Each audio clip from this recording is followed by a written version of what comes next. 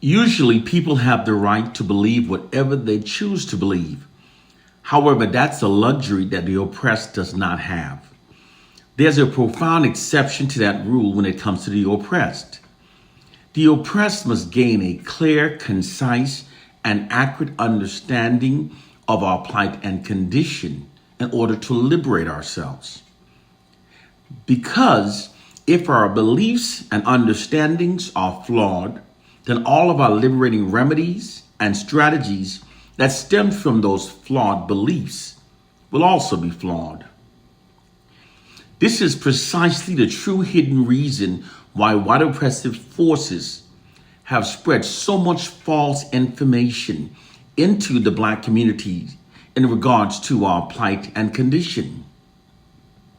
Doing so is deliberately designed to keep our liberating strategies flawed, thus preventing us from developing the proper counter strategies that are required in order to truly liberate ourselves. False information makes our condition far worse, because a mind that has been fed false information is far worse off than a mind that has not. Because a mind without false information might continue to search for the liberating truth. But a person that has been fed false information, believing that the false information is true, stops searching for the truth. So therefore, the person essentially becomes mentally enslaved by the false knowledge. This is what white oppressive forces have done to the Black population. They literally have our communities drowning in false information that keeps us divided and confused in regards to our plight and condition. What they've deployed against the Black population is what's called disinformation warfare.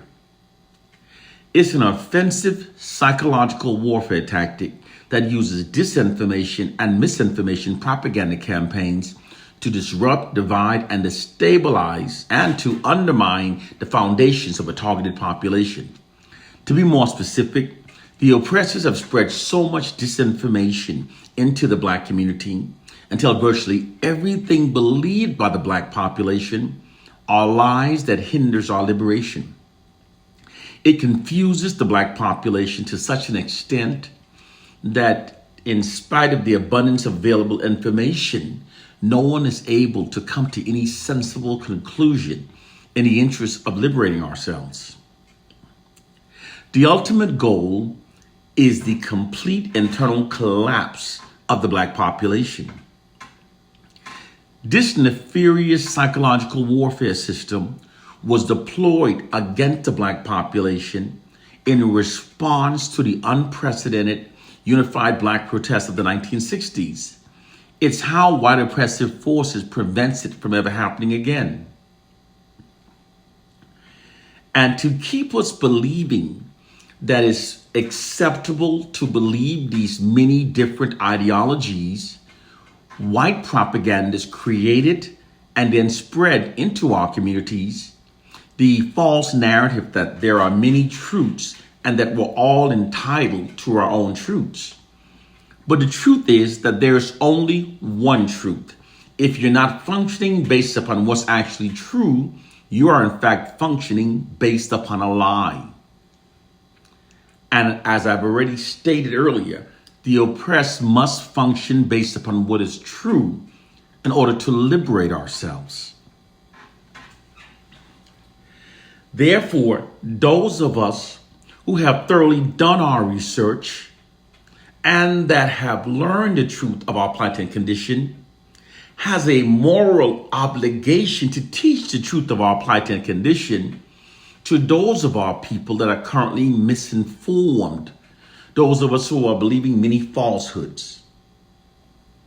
Our core problem is that the system of white supremacy has made the misinformed ones overconfident and have made the intelligent ones self-doubting. Therefore, the intelligent ones now remain silent and does not speak out against those who are presently misinformed, thus allowing the false belief held by the misinformed ones to prevail throughout our black communities, keeping the black masses misinformed and mentally enslaved by lots of false information. The misinformed ones are totally ignorant of the fact that they're misinformed. These are the ones who believe the lie that we made the N-word ours and that using it now ridiculously empowers us.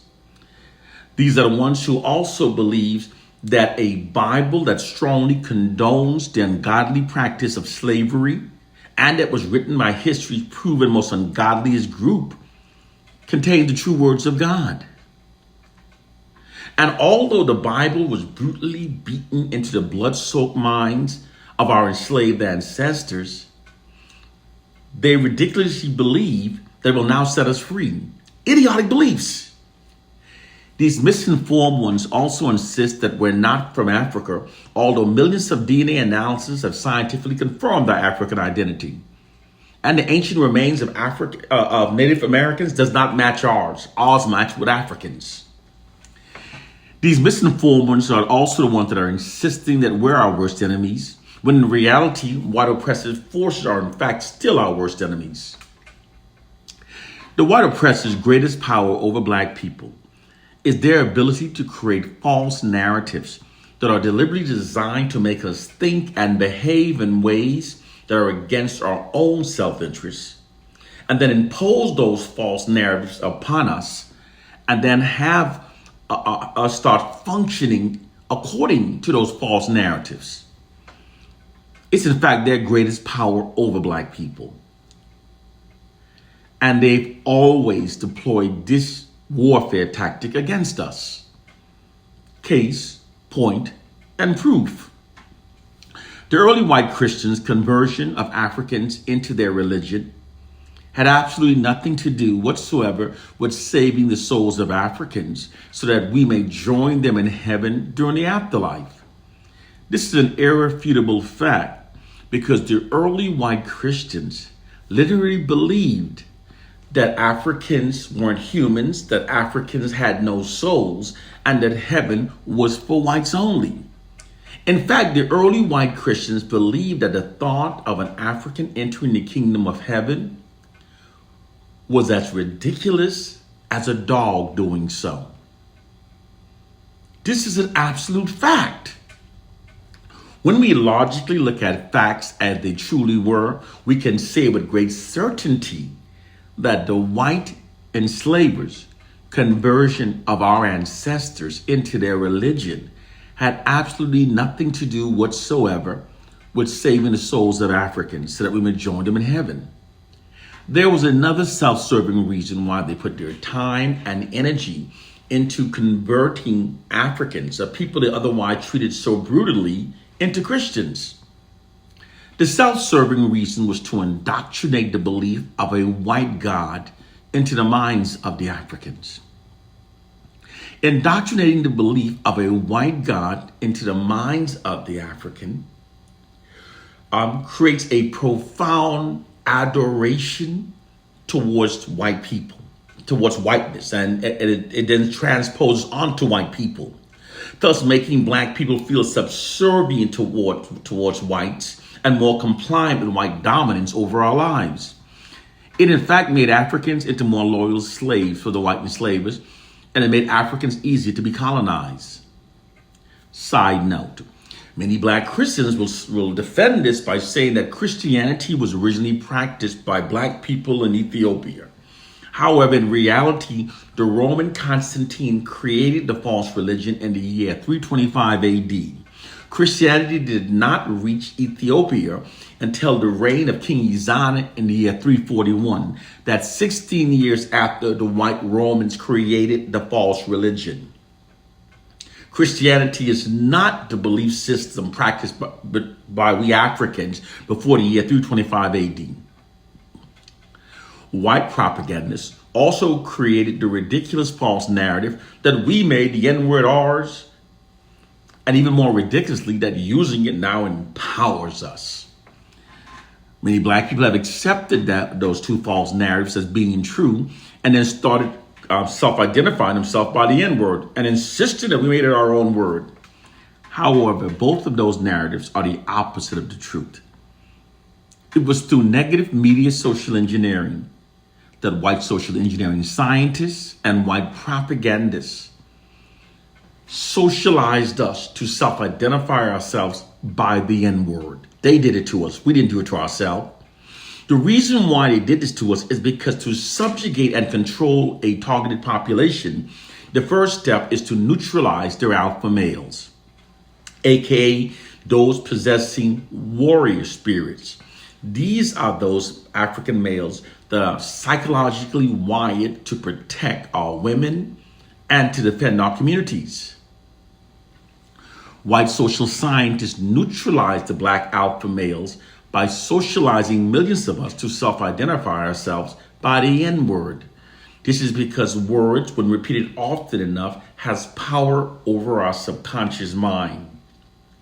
When we repeatedly call ourselves by the N-word, this psychologically conditions us to perceive ourselves through a false inherent subordinate identity that aids the white society in maintaining its social dominance over us. Because as long as we're identified by the N-word, we think lesser of ourselves. And when we call each other by the N-word, this causes us to dehumanize each other, which makes it easier to mistreat each other, even unalive each other. White oppressive forces have placed an elaborate spell upon our subconscious mind by creating the false narrative that we made the N-word ours and that using it now ridiculously empowers us. White propagandists also have manipulated millions of black people to believe that we're our worst enemies and that we should therefore respect, revere, and trust only whites. These false narrative creates black self-loathing, it divides our ranks, and it's how they shifted our black collective aggressions away from the white society and redirected it towards ourselves. And they also conditioned millions of us to exclude the white oppressors within all of our analysis regarding our plighted condition and to instead always blame ourselves for everything. White social scientists determined a long time ago that as long as they keep us within this collective condition, we can then be ruled over forever. This is the truth of our plighted condition. Welcome to the real world. The time of believing in falsehoods and dumb shit is over. One love and peace.